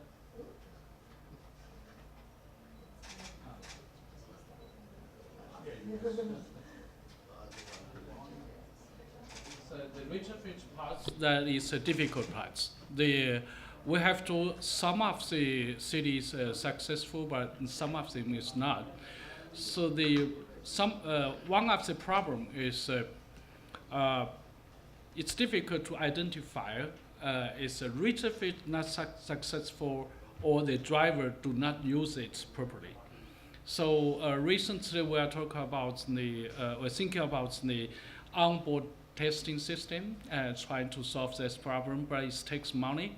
So some of the cities, like Shenzhen in Polar River Delta, they will do that first. So again, it's still a difficult part, not so easy. Thank you. Say about your yellow tag scrappage program. Yeah, that is for the, yeah, thank you, Catherine. Yeah, we have the encourage every several years we will identify the yellow label, the old engine, relatively old engine vehicles, and then they say you are the yellow label, you still can use it, but you get some more and more inconvenience. So, and then other sides, the government say we have some money here and attracted you, just give us such kind of vehicle as soon as possible. So that is a so-called the yellow label scrubbing system. Thank you. Do you have more to respond to the? Okay. Well, I think that I don't have the microphone here, but maybe I just invite each of the panelists wrap up with really a couple of sentences, either what for the two international experts, what will be the one sentence suggestion to our Indian counterpart, and also to our Indian panelists, what will be, in your mind, the most important action to take after you leave this room? So, should we start with you? Thank you. So very shortly, I would just say, have hope. There is, anything is possible as long as you have, I think, good leadership. None of the issues that you're facing today here in India are new. There have been solutions already identified for them, but you do need to ensure that the right measures are brought into place. And for that, I'm afraid you do need good leadership. Yeah, yes. Control planning is just a good start. It's a first step. It's a good start, but enforcement is the most important. Scientific supporting can help the enforcement getting better. Thank you. And maybe Dr. Yeah. Please. Sorry. I'm perpetual optimist. I never lose hope. One thing I always emphasize, that as of technology is concerned, for abatement of air pollution or anything, as of today we have lots of technologies. There is no dearth of technology. Problem is the social integration of technology, and that has to be local. There are many international technologies, there are successful technologies. We have to modify them under local conditions. And one hope is here that we are together, sitting in this hall. That is the biggest thing, that we are all thinking about this problem. That is on positive note. Let us join hands for future also. And we should not work in isolation, whether it is national body or international body, government bodies or civil societies. They have to join hands, because this is not a problem, a minor problem that can be solved by a small group of persons. It needs large stakeholders and contribution from everybody, including the population. And then only this problem can be solved. Thank you. Well, I'll just a couple of comments. We in CSTEP are setting up a Center for Air Pollution Studies. We are still in very initial stages. We intend to focus on three broad verticals. One is monitoring and measurement, second is modeling, and third is the economic and policy assessment studies. We received support from MacArthur Foundation for the center, and we also had support from Shakti and Bloomberg for projects. So our aspiration is that this center is able to take up studies and projects in various cities as over the years. Our approach is to work with partners. For example, in the Patna and Bihar studies, we work closely with ADRI and also with BSPCB. So that's, I believe, the scale of challenge that we have in India necessarily requires institutions to work together because the scale is so vast. Thank you. So, with that, a lot of hope, action points, and also willingness to collaborate. Please join me in thanking our wonderful panel. Thank you. And also a wonderful moderator, Ms. Helen Yang. Thank you so much for this stimulating discussions. I'll not attempt to summarize. I'll just say a few things just to conclude and say goodbye to you. I think there is, clear acceptance that it is an important issue. And what India is trying to do is to catch up and, trying to arrest the growth of pollution at this moment. We hope that in next 5 to 10 years, we will see some reduction in the levels, and someday we will have achievement of our aim in air quality standards, for sure. Clearly, it has emerged out that it's a solvable problem. It has been solved in many parts of the world. It's getting solved in countries like China, and what we need to do is replication of so many things which have already been tried out. On few things like data, there are problems across India of different kinds of data generated, and we don't even know about it. In this partnership with Bloomberg Philanthropies, we are trying to bring out a knowledge network. it will also have an online repository of all the material related to air quality put up at a single platform, which will sort out some of these kind of issues. What we'll need is support and joining hands together.